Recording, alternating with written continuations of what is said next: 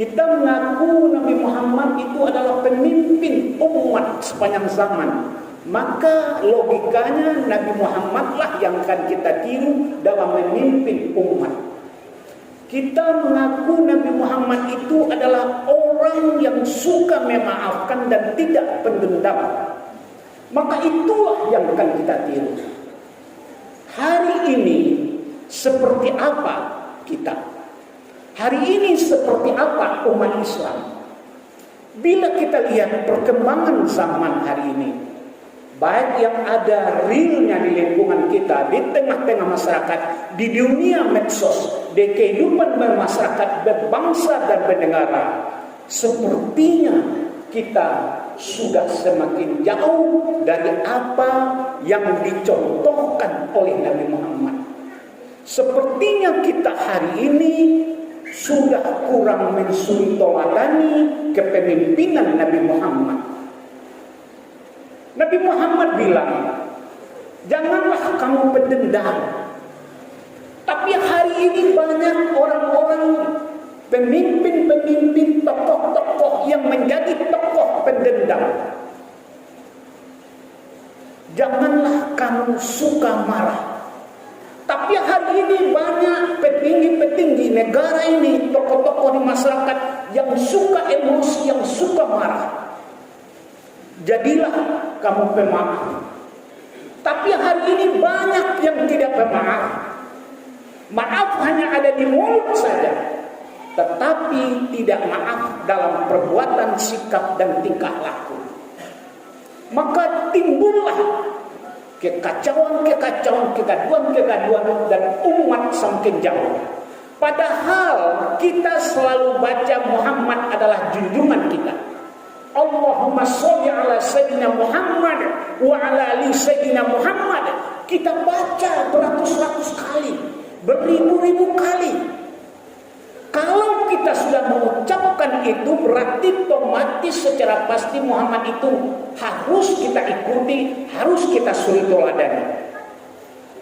Bapak-bapak sidang Jumat, hari ini permasalahan kita, di mana kita sudah memasuki bulan-bulan kampanye.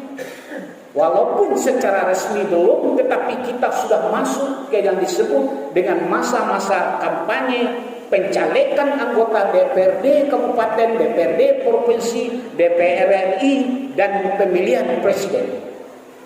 Sangat sedih kita hari ini. Ternyata yang muncul hari ini adalah saling hujat-menghujat, saling merendahkan, saling menjatuhkan, dan saling mencari-cari kesalahan.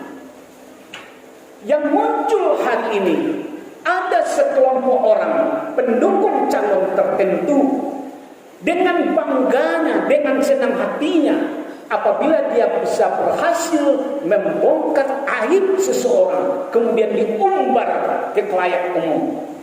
Dengan bangganya dia hari ini apabila bisa membongkar kelemahan seseorang, kekurangan seseorang, dijadikan senjata untuk menjatuhkan lawan. Padahal Rasulullah tidak pernah seperti itu. Allah malah melarang seperti itu. Janganlah satu kaum, janganlah seseorang merendahkan kaum yang lain. Janganlah seseorang merendahkan orang yang lain. Belum tentu orang yang kamu rendahkan itu kamu lebih baik daripadanya. Jelas firman Allah dalam Al-Quran. Dan janganlah kamu saling mencela. Jelas firman Allah, wailul likulli humazatil lumazah. Jangan saling mencela, jangan saling menghina. Jelas. Tapi hari ini sepertinya kita dipertontonkan oleh oknum-oknum pemimpin bangsa ini, di negara ini, di republik ini, saling mencela, saling menghujat, saling menjatuhkan. Apa kesalahan kita? Apa masalah kita sebenarnya hari ini? Kok bisa begitu? Bapak-bapak kaum muslimin yang dirahmati oleh Allah, salahnya hanya satu, iman kita kurang. Kita semakin jauh dari agama. Kalau semakin jauh dari agama, imannya sudah pasti kurang. Kalau imannya kurang, maka yang dicari-cari adalah kejelekan, keburukan. Akhirnya ada dusangan adik kakak putus silaturahmi karena mendukung si A calon anggota DPRD, mendukung si B calon anggota DPRD, yang adik mendukung si A, yang kakak mendukung si B. Bersakitan sakit hati antara satu jorong dengan jorong lain, antara satu suku dengan suku yang lain. Timbul kegaduhan, timbul perpecahan di kalangan umat. Kenapa? Kenapa timbul perpecahan? Gara-gara pemilihan anggota DPRD kabupaten, DPRD provinsi, gara-gara pemilihan presiden, gubernur. Kenapa muncul perpecahan-perpecahan di kalangan umat? Satu saja cuma masalahnya. Karena umat tidak memiliki sifat pemaaf. Karena umat tidak mensuri teladani kepemimpinan Nabi Muhammad. Nabi Muhammad adalah seorang politikus yang dulu. Sampai hari ini tidak ada yang berhasil mengalahkan politik Nabi Muhammad. Tetapi Nabi Muhammad politiknya adalah politik santun, politik yang berakhlak, politik yang beretika, politik yang bermartabat, bukan politik yang busuk hati, bukan politik yang jelek hati, bukan politik yang saling menjatuhkan antara satu yang lainnya. Bila hati sudah busuk, iman akan terbang dari hati. Bila hati sudah busuk, maka kebenaran akan terbang dari hati. Tetapi bila hati bersih, iman akan bersemayam di hati. Bila hati bersih, maka kebenaran akan menetap bersemayam di hati. Orang yang hatinya busuk, maka dia akan diperbudak oleh kebusukan hatinya. Karena hatinya akan menjadi raja.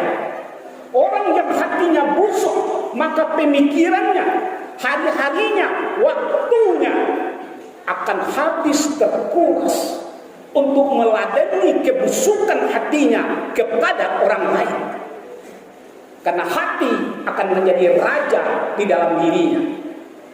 Tetapi bila hati orang bersih, bila hati orang baik, maka hari-harinya akan terkuras untuk melakukan kebaikan. Hari-harinya akan terkuras untuk berbuat baik. Hari-harinya terkuras untuk menebarkan kebaikan. Karena hatinya isinya kebaikan.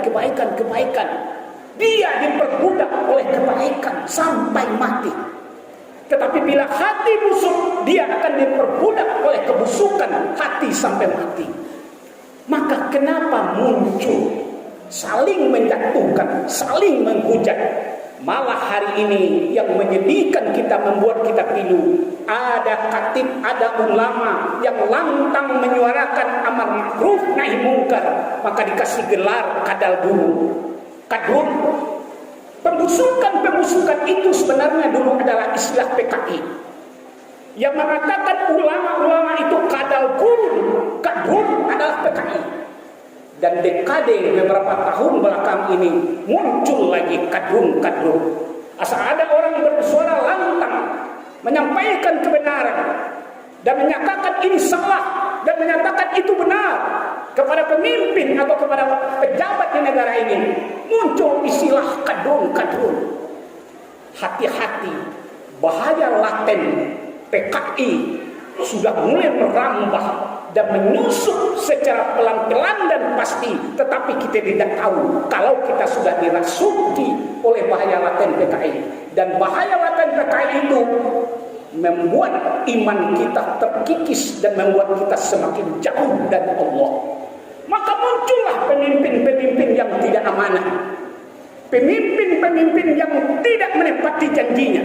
Muncullah pemimpin-pemimpin yang pembohong, pendusta, yang suka mengelabui rakyat. Kenapa? Karena dia bukanlah pemimpin yang seperti dicontohkan oleh Nabi Muhammad. Walladzina hum li amanatihim wa ahdihim ra'un. Pemimpin-pemimpin yang amanah, yang bertanggung jawab kepada rakyatnya. bukan pemimpin yang bertanggung jawab kepada segelintir orang, kepada oknum tertentu, atau kepada oligarki yang ingin merusak tatanan kehidupan bangsa, atau kepada kelompok yang mempunyai uang, mempunyai duit, mempunyai kekuasaan, bukan loyalnya ke sana. Sesungguhnya pemimpin itu, kata Muhammad Yamin, adalah melayani rakyat. Sesungguhnya pemimpin itu, kata Buya Hamka, adalah siap menderita untuk rakyat. Maka jangan bercita-cita menjadi orang kaya, kata Buya Hamka. Jangan bercita-cita menjadi orang banyak harta, kata Buya Hamka. Tapi bercita-citalah menjadi seorang yang soleh dan soleha. Karena orang soleh dan soleha adalah orang yang kaya sesungguhnya. Siapa orang yang kaya sesungguhnya di dunia ini? Orang soleh dan soleha. Karena yang soleh dan soleha mempunyai hati yang baik, tidak hati yang busuk. Andai di suatu negara ada rata-rata 10 caleg saja, maka nanti akan ada 790 calon anggota DPRD di Kabupaten 50 kota. 760 karena ada 79 negara. Kursi yang diperebutkan hanya 35 anggota DPRD. Lihat hari ini sikap dan tingkah laku calon-calon anggota DPRD kita. Kalau kita mengaku umat Nabi Muhammad, yang kita pilih adalah orang yang mengikuti ajaran Nabi Muhammad. Karena di antara 790 calon itu, atau kita bulatkan menjadi 800 calon itu, pasti bermacam-macam cara ditempuhnya. Ada yang menghina, ada yang menghujat, ada yang saling menjatuhkan, dan berbagai-bagai lainnya. Dan disinilah muncul dosa-dosa yang barangkali kita tidak pernah tahu. Dosa mempergunjingkan caleg lain dosa, menghina caleg lain dosa, membuka aib caleg lain dan menggumbar kepada orang lain dosa. Karena semuanya itu dilarang oleh Allah. Muncullah, bertaburanlah dosa-dosa. Dan kita umat Islam yang rajin sholat, yang rajin sujud, yang rajin zikir, juga ikut-ikutan terbawa dosa. Kalau dia terpilih dan dia tidak amanah, maka kita mendapat dosa jariah amanah. Dosa yang tak putus-putusnya. Karena setiap yang dia lakukan itu, setiap dosa yang dia buat, kebijakan yang dia buat, tanda tangan yang dia buat, dan tanda tangan itu menyengsarakan umat, menyengsarakan rakyat, kita yang menusuknya juga ikut dapat dosa. Tetapi andai pemimpin yang kita pilih itu pemimpin yang amanah, liamanatihim, orang yang amanah, dan setiap dia berbuat kebaikan, kebaikan itu mengalir kepada kita. Kita dapat pahala jariahnya, kita dapat amal jariahnya. Maka jangan pilih pemimpin karena uang 100.000. Kalau 100.000 dibagi 5 tahun, hanya 55,5 rupiah, tidak sampai 100 rupiah, apalagi 1.000 rupiah. Jangan pilih pemimpin karena uang 200.000. Kalau 200.000 hanya 110 rupiah per hari. Kita gadaikan akidah kita, kita gadaikan keimanan kita. Kita mau menampung dosa-dosa, tetapi pilihlah pemimpin karena agamanya, karena karakternya, karena akhlaknya, karena moralnya, dan komitmen dan integritasnya kepada bangsa dan negara. Maka kita akan dapat pahala jariah, amal jariah. Demikian saja bapak-bapak muslimin sidang Jumat rahimakumullah. Semoga dapat kita ambil ibarat. Fa'tabiru ya ulil albab.